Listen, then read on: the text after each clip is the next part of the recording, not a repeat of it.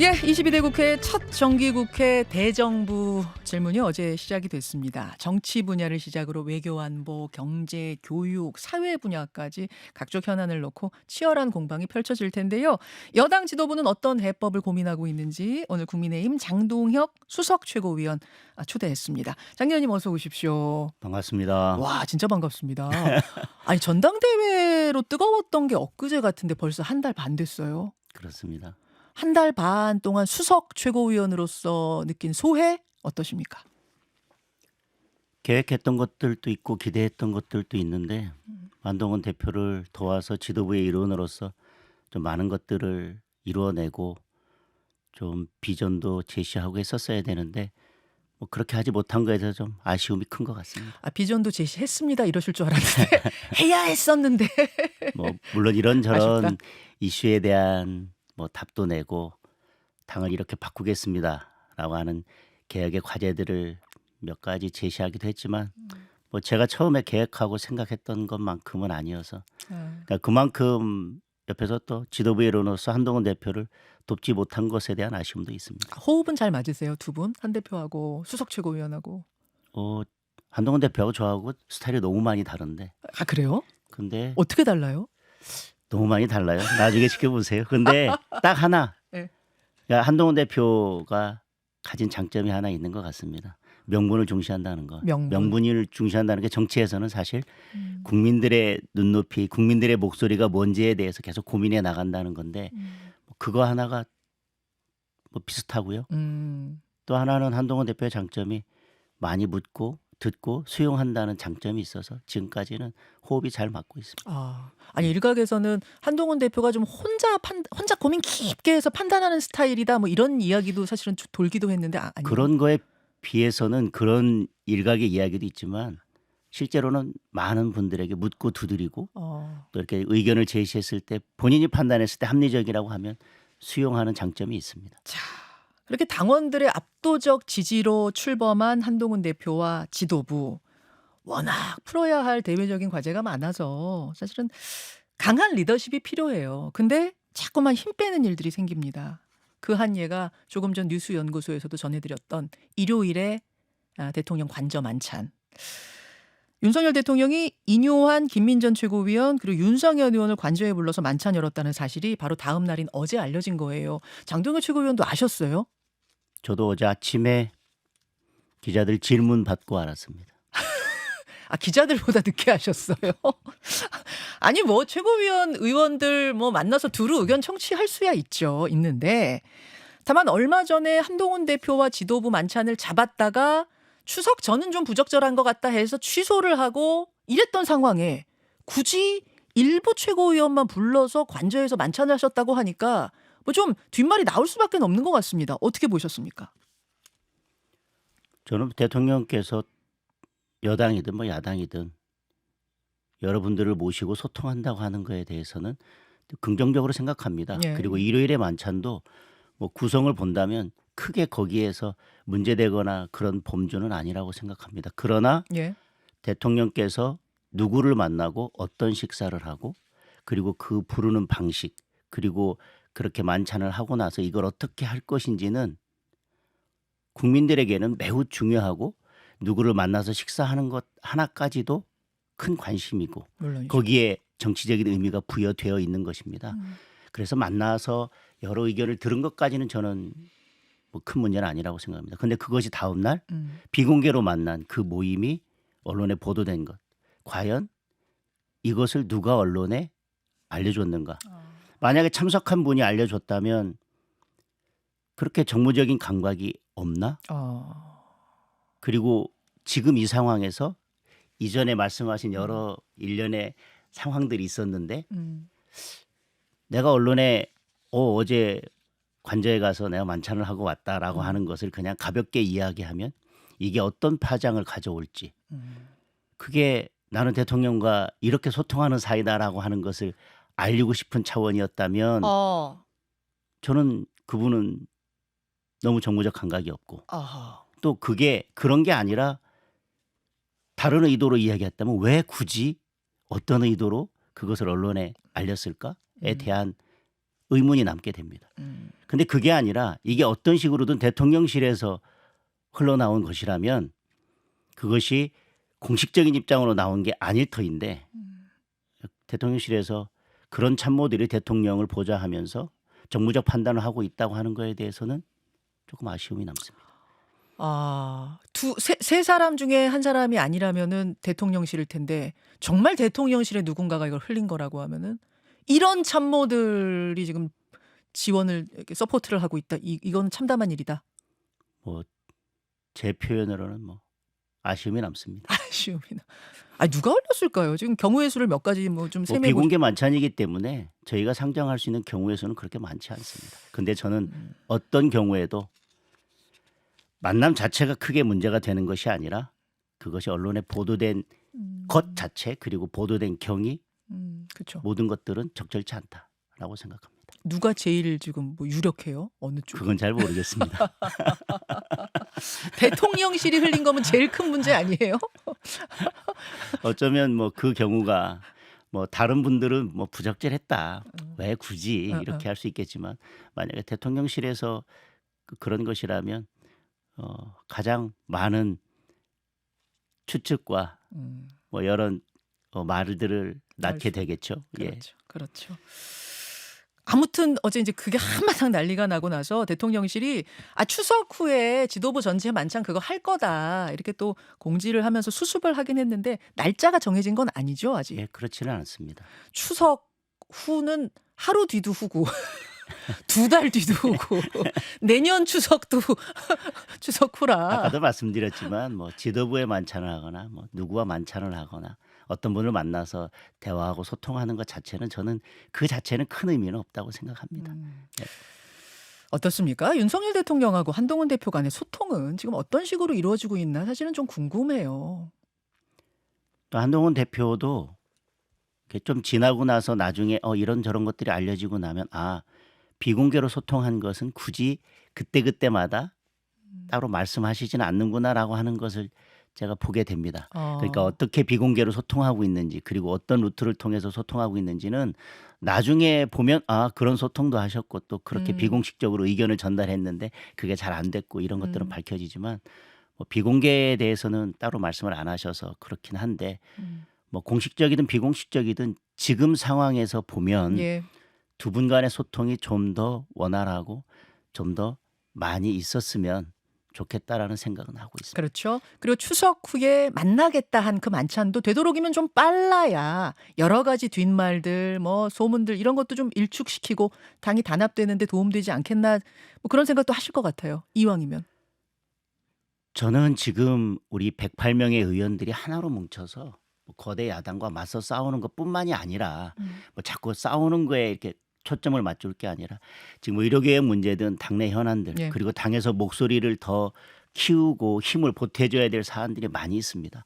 하나로 뭉쳐서 머리를 맞대도 해결하기 힘든 현안들이 많이 있는데 그런데 의원들이 어쩔 수 없습니다. 정치인들이기 때문에 맞아요. 사실은 자기의 유불리를 따질 수밖에 없기 때문에 왜 움직이지 않느냐 왜 한쪽 편에 서지 않느냐라고 이야기할 것은 아니라고 생각합니다. 정치인이기 때문에. 네. 근데 하나로 힘을 모으려면 예. 대통령과 한동훈 대표의 관계가 더 원활해지고 더 소통의 창구가 열려야 그래야만 우리 당이 또 원내가 하나로 더 뭉쳐서 힘을 낼 수 있다고 생각하기 때문에 두 분 관계가 더 소통이 좀 많이 이루어졌으면 좋겠습니다.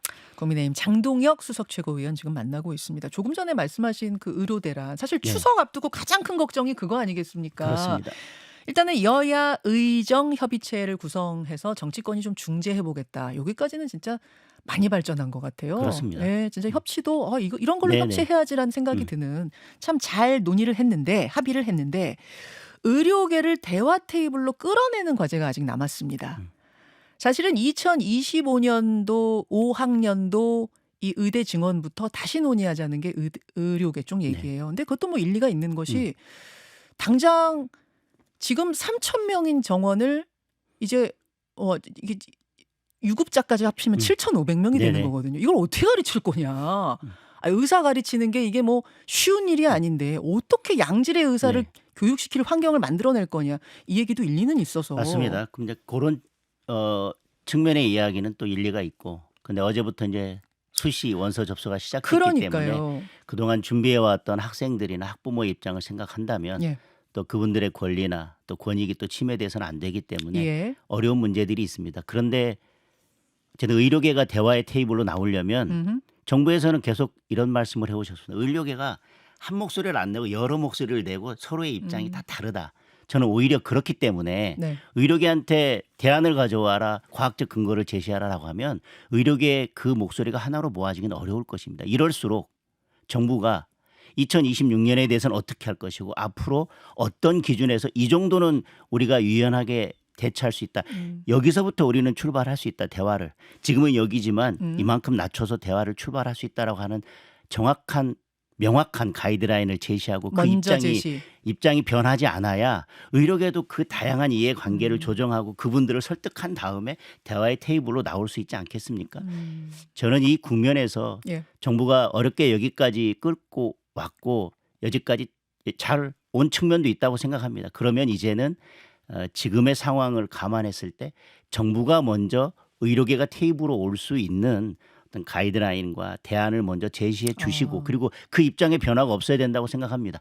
여야 의정 이 부분에 대해서도 예. 그리고 2026년에 대해서도 약간씩 지금 정부에서 조금 결이 다른 목소리가 나오기 때문에 의료계는 그러면 정말 정부의 입장이 뭔지에 진위가 대해서 뭐야? 고민하고 대화 테이블로 나오는 것에 대해서도 주저할 수밖에 없을 것입니다. 오케이. 예. 저는 정부가 그런 입장을 견지해 주시고 그리고 우리 당에서 예. 또 야당도 예. 이제는 뭐 더는 이건 정말 정치적인 이해 득실을 따질 문제가 전혀 아니라고 생각합니다. 여든 야든 국회만큼은 테이블로 먼저 나오고 정부도 테이블로 나오고 그러면서 정부가 의료계가 이렇게 올 수 있는 알겠습니다. 그런 대안을 좀 제시해 주셨으면 좋겠습니다.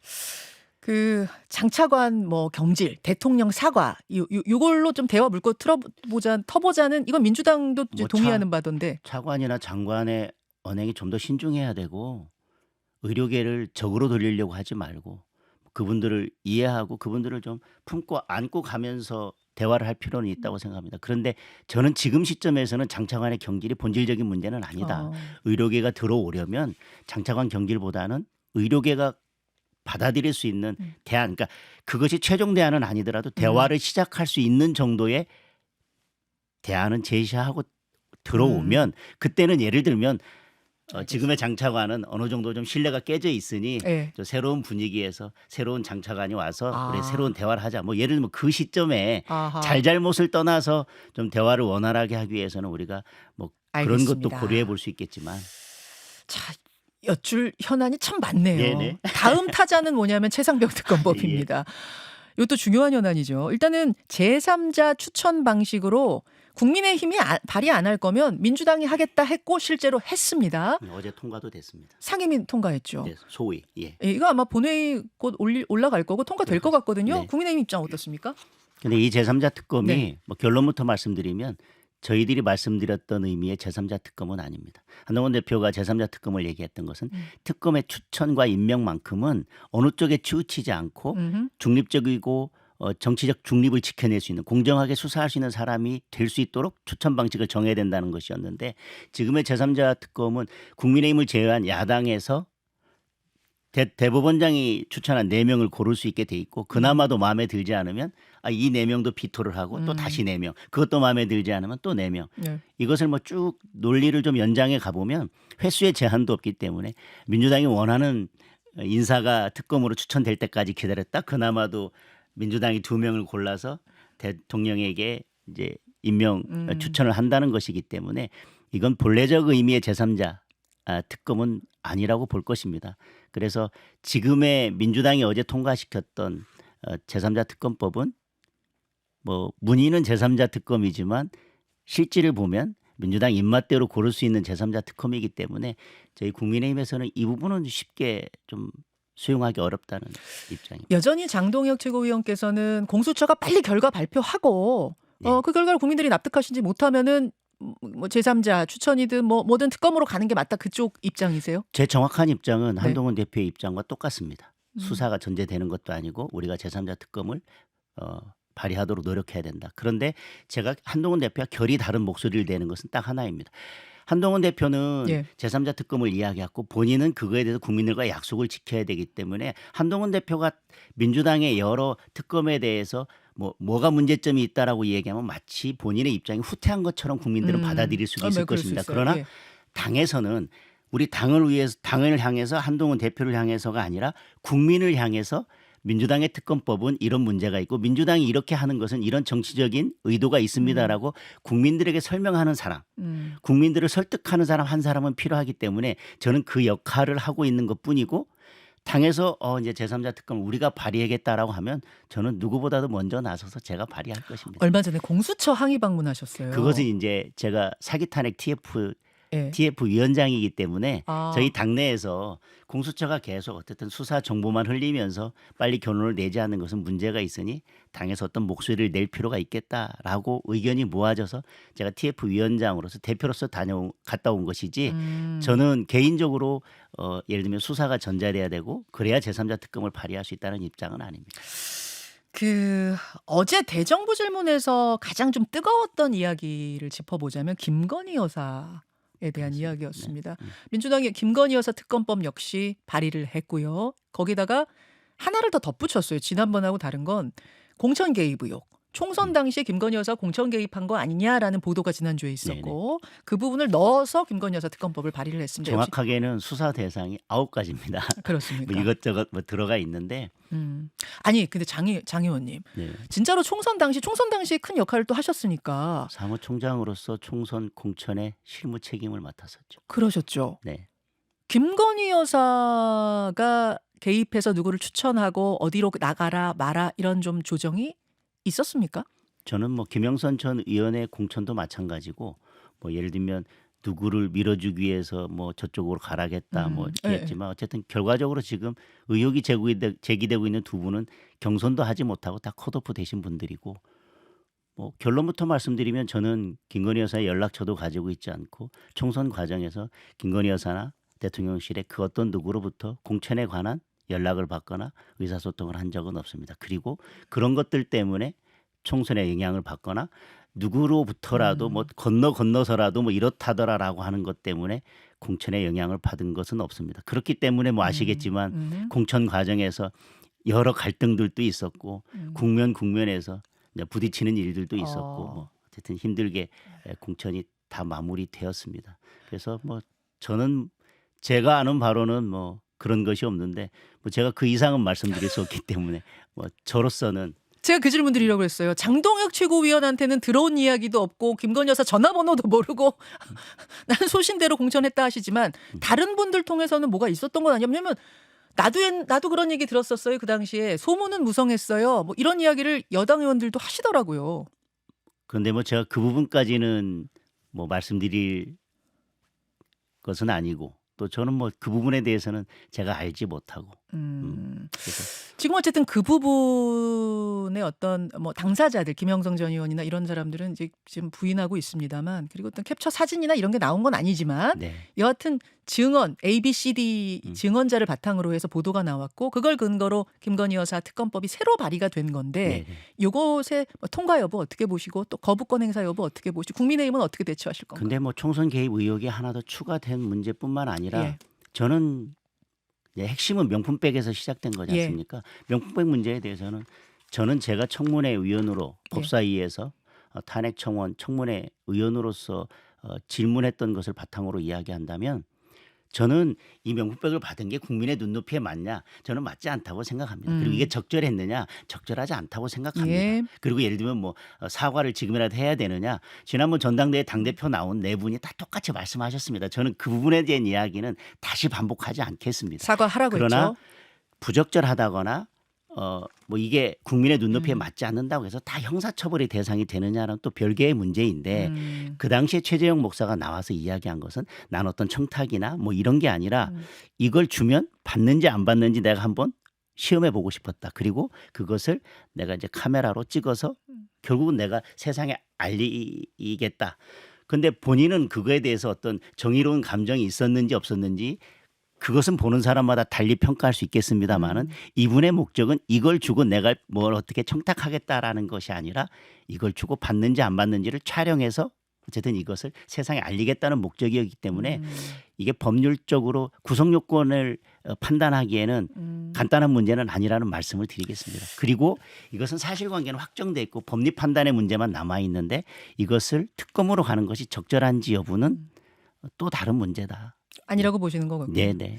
30초 정도 남았는데 이거 청취자 질문으로 좀 많이 들어와서 어제 그 민주당 진성준 정책위 의장하고 조국혁신당 조국 대표가 인터넷 방송에서 한동훈 대표 외모 품평한 거 그게 꽤 화제가 됐었어요. 키는 어떻고 뭐 얼굴은 어떻고 이런 거였는데 국민의힘 논평도 나오긴 했더라고요. 장 의원님은 어떻게 보셨어요? 국민의 대표는 국민의 품격을 나타냅니다. 국민의 대표의 품격은 국민의 품격입니다. 저는 뭐 정치의 품격을 떨어뜨릴 뿐만 아니라 국민의 품격을 떨어뜨린 그런 발언이었다고 생각합니다. 한 대표가 뭐라고 혹시 언급하신 게 있습니까? 쿨하세요? 듣긴 들으셨어요? 이게 전혀 뭐 그런 거에 대해서 아무 말씀 안 하세요. 여기까지 오늘 말씀 나누죠. 국민의힘 장동혁 수석 최고위원 고맙습니다. 네, 감사합니다.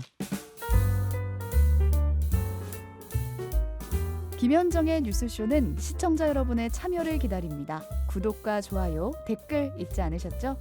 알림 설정을 해두시면 평일 아침 7시 10분 실시간 라이브도 참여하실 수 있습니다.